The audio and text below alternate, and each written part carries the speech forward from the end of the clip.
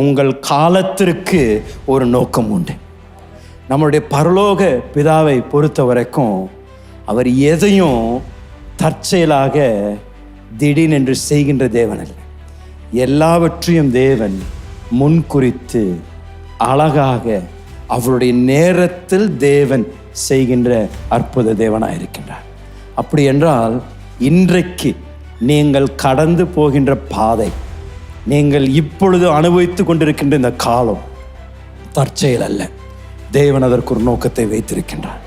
அந்த காலம் ஒருவேளை தாமதத்தின் காலமாக இருக்கலாம், வேதனையின் காலமாக இருக்கலாம், பள்ளத்தாக்கின் காலமாக இருக்கலாம், பிரச்சனையின் காலமாக இருக்கலாம். ஆனால் உங்களை பார்த்து நான் சொல்கிறேன், இந்த காலத்தை கொண்டு தேவன் உங்களுடைய வாழ்க்கையில் ஒரு அற்புதமான ஒரு காரியத்தை செய்யும்படியாக தேவன் கிரியை செய்து கொண்டிருக்கின்றார். ஐயா, நீங்கள் சோர்ந்து போயிடாதீங்க. உங்கள் காலம் ஆண்டவர் அதை அனுமதித்திருக்கிறார். அதற்கு ஒரு நோக்கம் உண்டு. ஆண்டவர் அதை அனுமதித்திருந்தார்னா நீங்களும் நானும் செய்ய வேண்டியது நம்பிக்கையா அவர் மேலே நம்முடைய கண்களை வைத்து, ஆண்டவரே இந்த காலத்தில் நான் இருக்கிற வரைக்கும் நான் எப்பொழுதும் நான் உங்களை ஆண்டவரே, என்னுடைய காலங்களை உங்களுடைய கரத்தில் வைத்திருக்கிறீங்க. ஏற்ற நேரத்தில் காலங்கள் நிறைவேறும் பொழுது எனக்கு உண்டான வார்த்தைகளை நீர் நிறைவேற்றுவேன், எனக்கு சொன்ன வாக்குத்தத்தங்களை நீர் நிறைவேற்றுவேன். அது வரைக்கும் நான் சும்மா அமைதியாக இருந்து நான் காத்திருப்பேன். எபிரேயர் 10:23 அவனுடைய வார்த்தை சொல்லுகின்றது, நம்மளுடைய நம்பிக்கையின் அறிக்கையை என்ன பண்ணுமாமா? அசைவில்லாமல் உறுதியாக இருக்க கடவும்.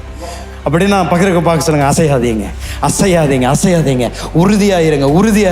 உங்களுடைய நம்பிக்கையின் அறிக்கையில் உறுதியாயிருங்க. அப்படின்னா நீங்களும் நானும் செய்ய வேண்டியது, அந்த காலத்தில் நாம் இருக்கும் பொழுது எல்லா நம்பிக்கை இழந்தது போல காணப்பட்டாலும், எல்லா விதத்திலும் அது நடக்காதது போல காணப்பட்டாலும், நம்மளுடைய அறிக்கையில் உறுதியாக இருந்து அசையாமல், தேவன் சொன்னார் ஐயா செய்தே தீருவார், என்னால் வாக்கு பண்ணினவர் அவருடைய வாக்கில் மாறாத தேவனாய் இருக்கின்றபடியால் நான் அசைக்கப்பட போவதில்லை.